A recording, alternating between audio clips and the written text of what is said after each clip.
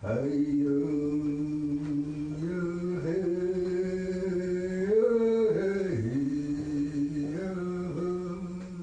1891 to 1981, hundreds of Indigenous kids were forced to attend the St. Joseph's Mission Residential School in Williams Lake, BC. And like many other residential schools across Canada, there were many stories about the abuse suffered by those children. And until now, they were just stories.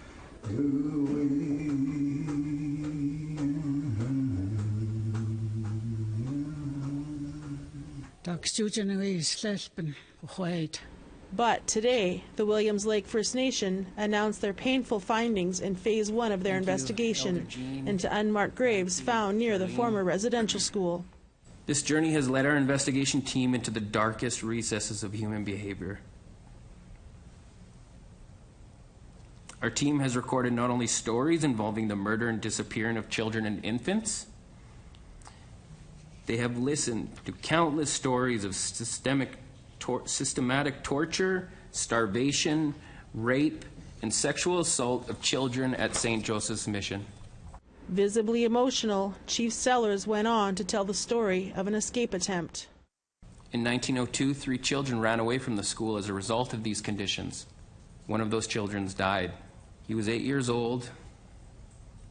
He died from exposure, freezing to death alone and outside, while attempting to escape the physical and sexual abuses of the St. Joseph's Mission.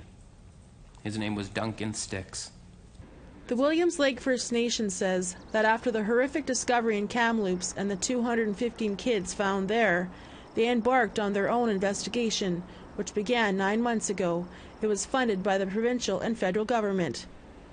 By using state-of-the-art technology to search 470 hectares of land. To date, approximately 14 hectares of a total 470 have been subject to geophysical investigation. The area completed to date is represented in solid red on the map above.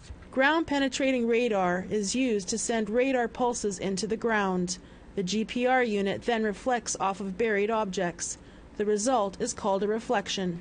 To date, 93 reflections have been recorded at the St. Joseph's Mission.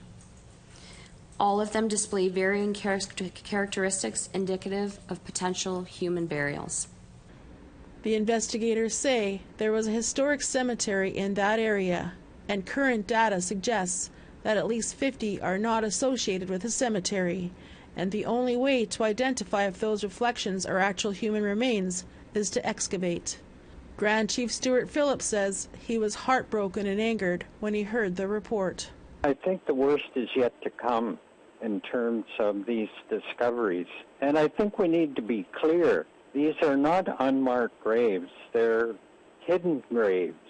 They were deliberately concealed by the Catholic Church, the residential school officials. The RCMP and the governments were complicit in this genocidal act. Back at the press conference, Chief Sellers continued to reveal more disturbing details. The priests have been implicated during the investigation in numerous additional sexual assaults on children as young as 7 years old. Stories of gang rape and molestation have become part of the fabric of the institution's history. So common as one survivor relates that if the school intercom requested a child to attend the office, you knew someone was about to be raped.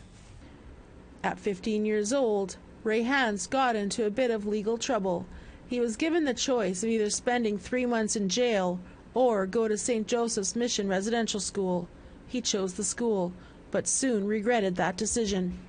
I remember the girls, wouldn't go anywhere by themselves. I mean, there'd be 10 of them, and they'd be looking, all over the place and stuff like that while they were walking around. And, especially on Sundays when we used to, be able to go out for, walks and stuff like that. And, you hear kids crying in the middle of the night, you wonder why. And I don't think anybody really, investigated or got too concerned when other students didn't show up. They just assumed that they were taken to a different school.